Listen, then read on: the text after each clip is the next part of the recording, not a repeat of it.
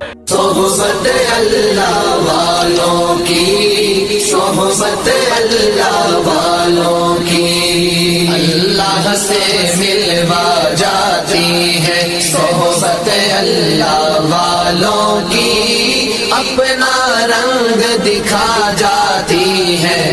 تو یہ جو مہینہ گزر رہا ہے، رمضان المبارک کا مہینہ گزر رہا ہے، بہت سارے واقعات ہیں، میں سارے باتوں پر تفصیلی خطاب تو نہیں ڈال سکتا۔ سب سے پہلی بات آئیے، حضرت عمر رضی اللہ تعالیٰ عنہ بہت بڑے صحابی رسول گزرے۔ حضرت عمر رضی اللہ تعالیٰ عنہ کے بارے میں آتا ہے کہ رمضان المبارک کے مہینے میں عشاء کی نماز پڑھ لینے کے بعد اپنے گھر کو جاتے، یعنی تراویح سے فارغ ہونے کے بعد اپنے گھر کو جاتے اور عشاء کی نماز کے بعد سے لے کر فجر کی اذان تک، گویا کہ سحری تک نمازیں پڑھنے میں گزار دیتے۔ کون سے مہینے میں؟ رمضان المبارک کے مہینے میں حضرت عمر عشاء کی نماز کے بعد اپنے گھر کو جاتے، گھر جانے کے بعد کھانا وغیرہ سے فارغ ہو جاتے، کھانے سے فارغ ہونے کے بعد مصلی بچھاتے، جانماز بچھاتے اور اپنے آپ کو گھر سے الگ کر کے کنارہ کشی اختیار کر کے اپنا تعلق اللہ سے جوڑ لیتے، اللہ سے باتیں کرنے کے لیے پوری رات گزار دیتے تھے، پوری رات نمازیں پڑھنے میں گزار دیتے تھے۔ یہ حضرت عمر رضی اللہ تعالیٰ عنہ کا رمضان المبارک کا معمول تھا۔ اور آگے بڑھیے، حضرت عثمان غنی رضی اللہ تعالیٰ عنہ بہت بڑے صحابی رسول گزرے۔ حضرت عثمان غنی رضی اللہ تعالیٰ عنہ کے بارے میں آتا ہے کہ رمضان المبارک کے مہینے میں دن بھر روزہ رکھتے تھے اور رات بھر عبادات میں گزارتے۔ دن بھر روزہ، ایک طرف روزہ رکھ رہے ہیں اور رات بھر کھڑے ہو کر اللہ کے دربار میں قرآن مجید کی تلاوت کر رہے ہیں، اللہ سے گفتگو کر رہے ہیں، اللہ سے بات چیت کر رہے ہیں۔ بزرگان محترم، حضرت عثمان غنی کے متعلق لکھا ہے کہ رات کے اول حصے میں تھوڑی دیر آرام کر لیتے، یوں سمجھیے کہ 1 گھنٹہ یا 1.5 گھنٹہ آرام کر لیتے، پھر اٹھ کر اللہ کی عبادت میں مصروف ہو جاتے۔ حضرت عثمان غنی کے بارے میں لکھا ہے، حضرت عثمان غنی رضی اللہ تعالیٰ عنہ ایک رکعت میں مکمل قرآن شریف پڑھا کرتے تھے۔ میرے پاس حوالہ موجود ہے، میں اپنی طرف سے بات نہیں کر رہا ہوں، میں نے نوٹ کر کے اسی لیے آپ کے سامنے لے کر آیا ہوا ہوں تاکہ ہمارے اندر یقین ہو۔ آج ہمارے اندر یقین نام کی چیز نہیں ہے۔ بزرگان محترم، حضرت عثمان غنی 1 رکعت میں مکمل قرآن شریف کے 30 پارے پڑھا کرتے تھے۔ آج مجھے بڑے دکھ اور افسوس کے ساتھ میں کہنا پڑ رہا ہے، آج مسلمانوں کی حالت کیا ہے؟ لوگ افطاری کھولنے کے بعد، بہت سارے لوگ تو ایسے بھی دیکھنے کو مل رہے ہیں، روزہ کھولنے کے بعد مغرب کی نماز بھی ان کو پڑھنا نصیب نہیں ہو رہا۔ افطاری کھول لینے کے بعد مغرب کی نماز چھوڑ کر دوستوں کے ساتھ جا رہے ہیں۔ یہ مزاج ہمارا کیوں ایسا بنتا ہوا جا رہا ہے؟ یہاں دیکھیے، حضرت عثمان غنی رضی اللہ تعالیٰ عنہ ایک رکعت میں مکمل قرآن شریف پڑھا کرتے تھے، ایک رکعت میں مکمل قرآن شریف ختم کر دیا کرتے تھے۔ یہ حضرات صحابہ کرام کی زندگیوں کو دیکھ کر میں اور آپ عمل نہ کرے تو کون عمل کرے گا؟ آج صرف ہم سے یہ کہا جا رہا ہے، بھئی آپ کو پوری رات تراویح پڑھنے کی ضرورت نہیں ہے، آپ کو پڑھنا بھی نہیں ہے، بلکہ مسجد کے امام صاحب تراویح پڑھائیں گے، آپ کی ذمہ داری ہے، آپ کا کام یہ ہے کہ آپ صرف امام کے پیچھے کھڑے ہو کر اللہ کے کلام پاک کو سننا ہے۔ اللہ نے سال میں 1 مرتبہ مکمل قرآن مجید سننے کا موقع دے رہا ہے، ایسا ہم کھڑے ہو کر سننے کے لیے ہم وقت نہ دیں، وہ بھی اللہ کا کلام سننے کے لیے آج بزرگان محترم وقت نہیں ہے۔ لوگ کہتے ہیں حضرت 1 گھنٹہ کھڑے ہو کر تراویح پڑھنے کے لیے آج ہمارے پاس وقت نہیں ہے۔ حضرت 1 گھنٹہ کھڑے ہو کر تراویح پڑھیں گے پیر میں درد آ جائے گا۔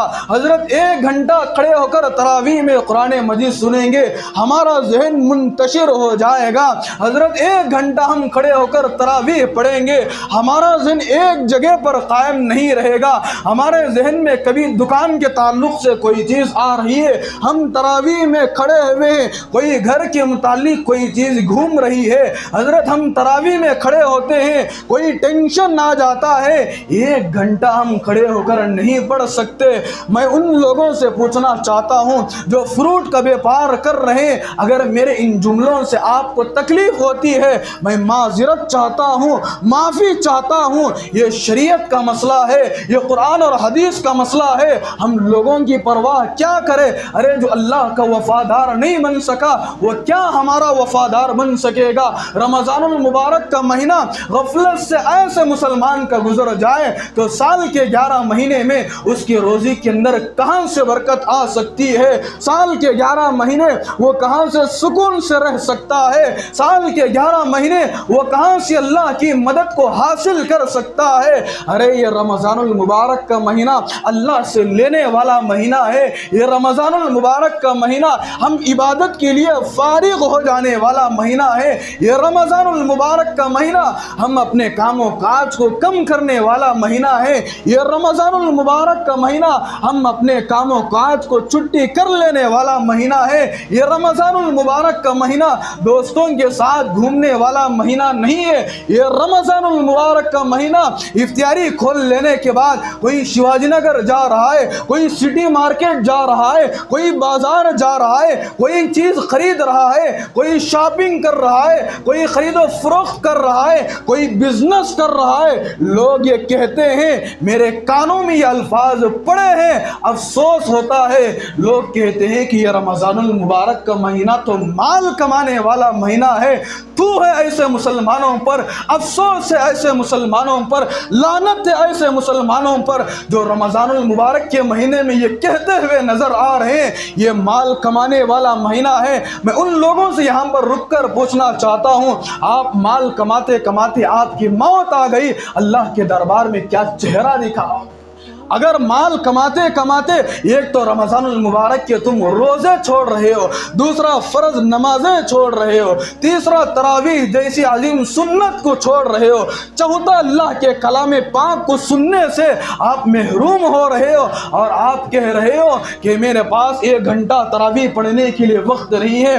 ارے آپ لوگوں نے دیکھا ہوگا کہ چاہے سموسے بیچنے والا ہو، چاہے فروٹ بیچنے والا ہو، کتنے کتنے گھنٹے کھڑے ہو کر بیپار کرتا ہے، 3 بجے کھڑتا ہے، افطاری کھولنے تک آدمی کھڑے ہو کر بیپار کرتا ہے۔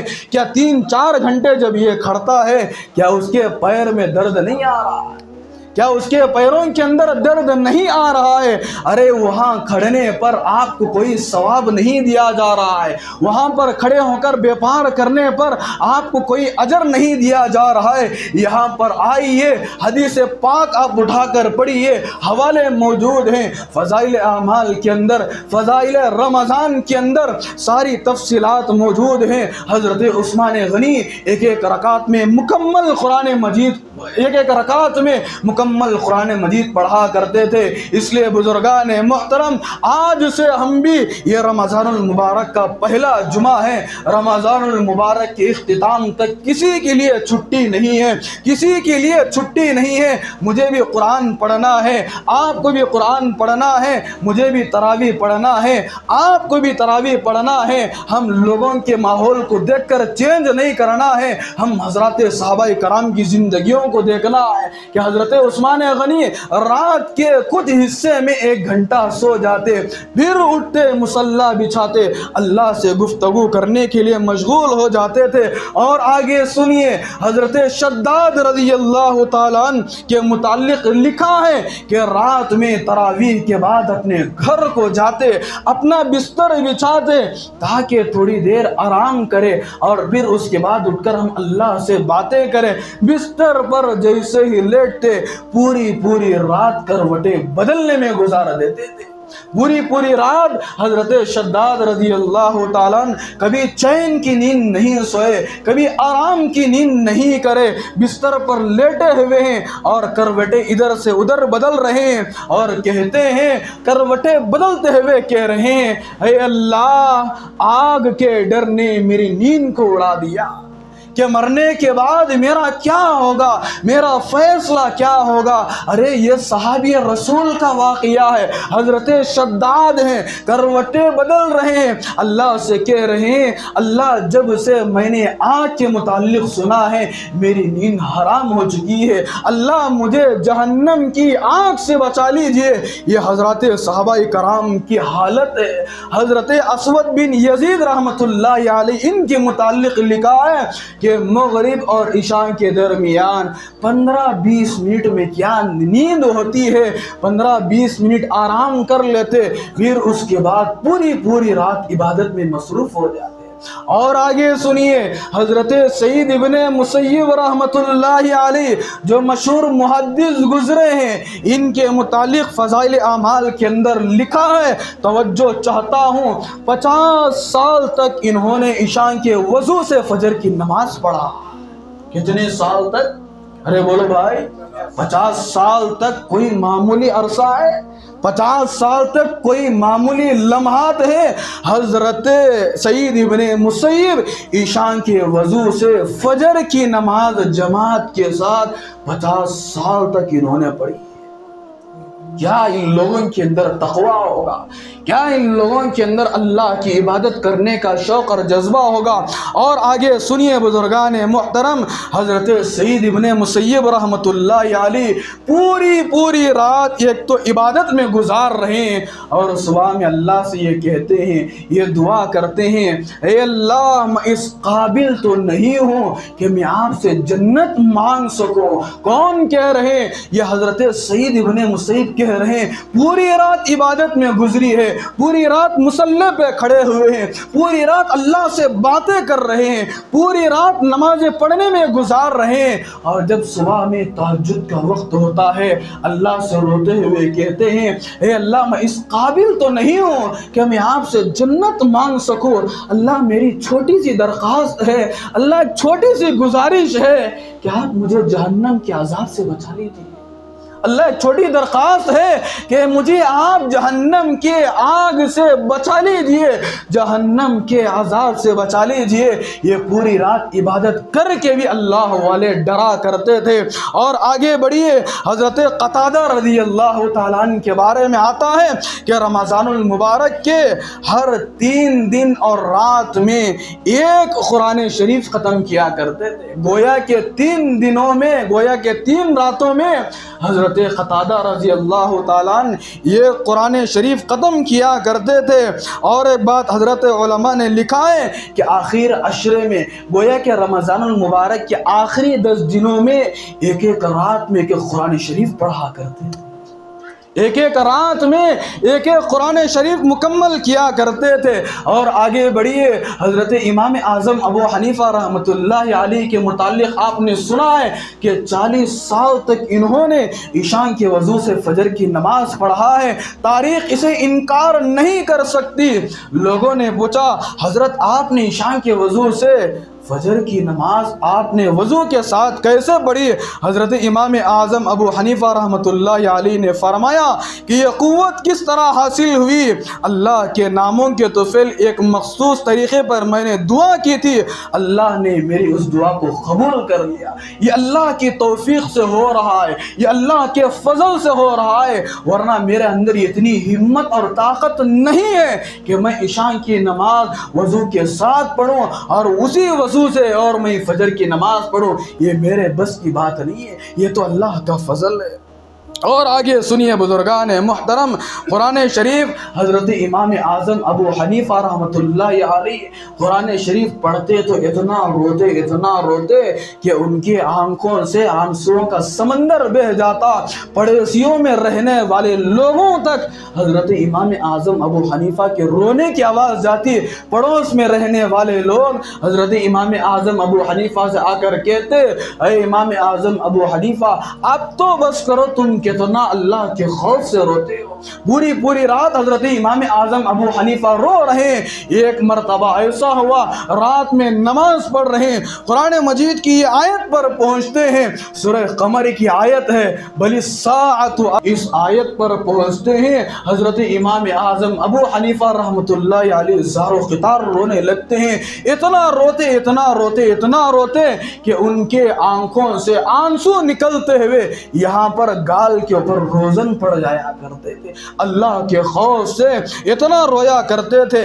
اور آگے سنیے بزرگان محترم، یہ فضیلتیں میں آپ حضرات کے سامنے اس لیے رکھ رہا ہوں تاکہ ہمارا رمضان المبارک کا کوئی دن، کوئی رات، کوئی لمحہ ایسا نہ گزرے جو خالی اور غفلت میں گزر جائے۔ اور آگے سنیے، حضرت ابراہیم بن ادہم رحمۃ اللہ علیہ بہت بڑے اللہ کے ولی کامل گزرے ہیں، ان کے متعلق لکھا ہے کہ رمضان المبارک کے مہینے میں نہ یہ دن میں سوتے تھے نہ یہ رات میں سوتے تھے، مستقل عبادت میں اپنے آپ کو فارغ کیا کرتے تھے۔ صبح میں دیکھو عبادت، فجر کی نماز پڑھ لیے ظہر تک عبادت، ظہر کی نماز پڑھ لیے عصر تک عبادت، عصر کی نماز پڑھ لیے مغرب تک عبادت، مغرب پڑھے عشاء تک عبادت، عشاء پڑھے تہجد تک عبادت کیا کرتے تھے۔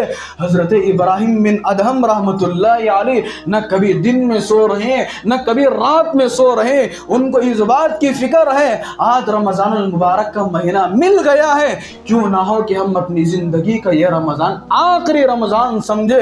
اس لیے حضرات علماء، حضرات اللہ والے اپنے آپ کو عبادت میں لگا لیا کرتے تھے۔ اور آگے سنیے، اس بات کو سنیں گے تو ہو سکتا ہے کہ آپ کے اندر جذبہ اور شوق اور تڑپ آئے گا۔ مجھے امید ہے کہ ایک بات کو سن کر آپ رمضان المبارک کے اختتام تک انشاءاللہ تراویح کو نہیں چھوڑیں گے۔ حضرت امام شافعی رحمۃ اللہ علیہ کے متعلق لکھا ہے، بزرگان محترم رمضان المبارک کے مہینے میں دن اور رات میں 60 قرآن شریف ختم کیا کرتے۔ سب کہہ دو سبحان اللہ ایک مرتبہ۔ دن اور رات میں صرف رمضان المبارک کے ایک مہینے میں 30 دن اور 30 راتوں میں 7 نہیں بلکہ 60 قرآن شریف ختم کیا کرتے تھے۔